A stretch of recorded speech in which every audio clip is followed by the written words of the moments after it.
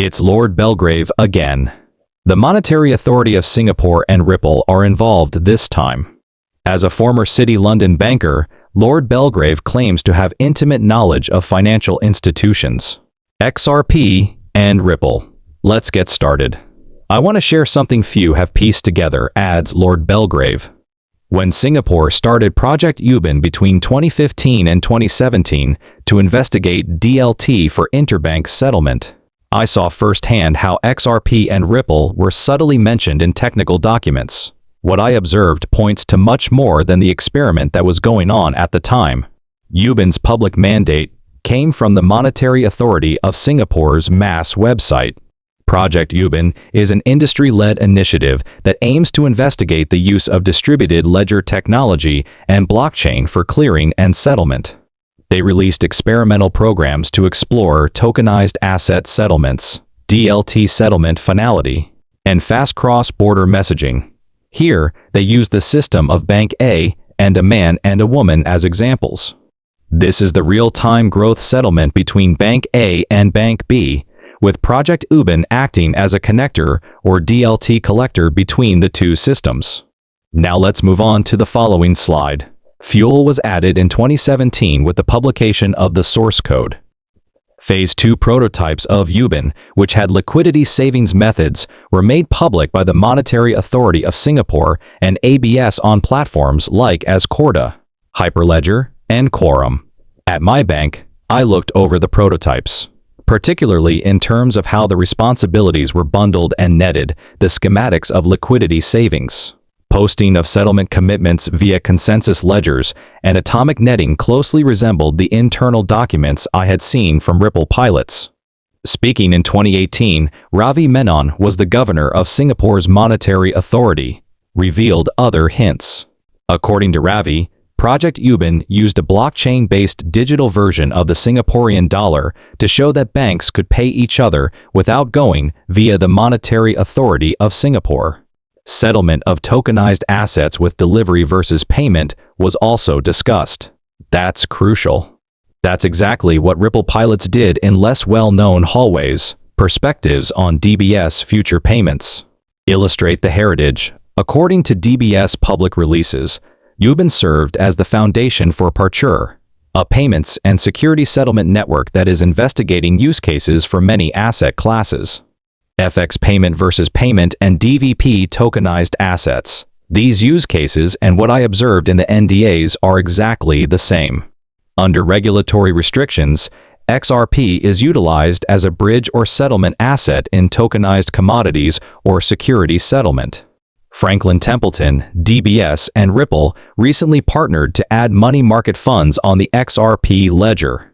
The market is worth $7.3 trillion. A portion of that value is now being moved to the XRP ledger. We continue by quoting first-hand recollections from Lord Belgrave. I was handed a presentation by a Singapore-UK banking working group during a private briefing in London around the end of 2016. They contrasted the corridor demonstrations of RippleNet with the netting diagrams of Ubin Phase 2. The atomic settlement node slide had a graphic that was almost exactly the same as the consensus order diagrams for the XRP ledger. None of this was made public, with the exception of the branding for the Monetary Authority of Singapore partnership. This is my thesis. Project Ubin was more than simply a DLT test. It served as a front door for testing the precise architecture that XRP and Ripple had been developing. Finality, identification and settlement, tokenization, liquidity bridges, and atomic settlement. Although the technical overlap and private briefing indicate that ISPs, DBS, and Ripple Labs were coordinating under an NDA, they did not identify any XRP or public Ubin files. What would change if this were true?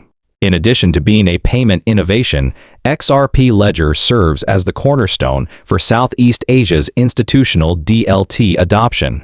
The structure of XRP matches better than any other public ledger when regulators need tokenized securities, real-time growth settlement, and 24-hour DVP settlement. It's possible that these trials established precedents Ripple may use to gain regulatory approval. I'll distribute these confidential slides in redacted form.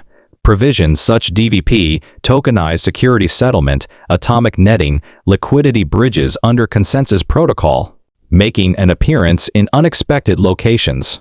Singapore is experimenting with DLT according to public narrative. According to the secret narrative, Singapore is ready with an adjacent architecture that can grow worldwide. The XRP ledger. Belgrave, Lord. Oh, it's quite spicy. You see, I get asked all the time if I believe that Lord Belgrave is real and authentic. Although he has many very unique qualities, I must admit that I am unable to confirm or deny whether he is real. Understanding that most individuals simply, though it is impossible to confirm or check, I do think there are people like Lord Belgrave out there, and that the information you know is going to come to the forefront eventually. And I think that's what we're seeing right now. I haven't seen many people kind of mentioning this stuff that he's mentioning, and it does seem like he has some sort of inside knowledge. Additionally, you have DBS, which is DBS Bank, as I mentioned. $10 trillion worldwide in the Ripple RLUSD repository. There is a lot going on here. Axis Bank, DBS India, ICIC, ICICI Bank, Indian Bank, Indian Overseas Bank, and State Bank of India are among the Indian banks that accept DBS payments via PayNow UPI. He continues by saying that UBS, SBI, and DBS are working together to create institutional-grade digital asset ecosystems that will support cross-border commercial services. It's Lord Belgrave again. The Monetary Authority of Singapore and Ripple are involved this time. As a former City London banker, Lord Belgrave claims to have intimate knowledge of financial institutions, XRP, and Ripple. Let's get started. I want to share something few have pieced together, adds Lord Belgrave.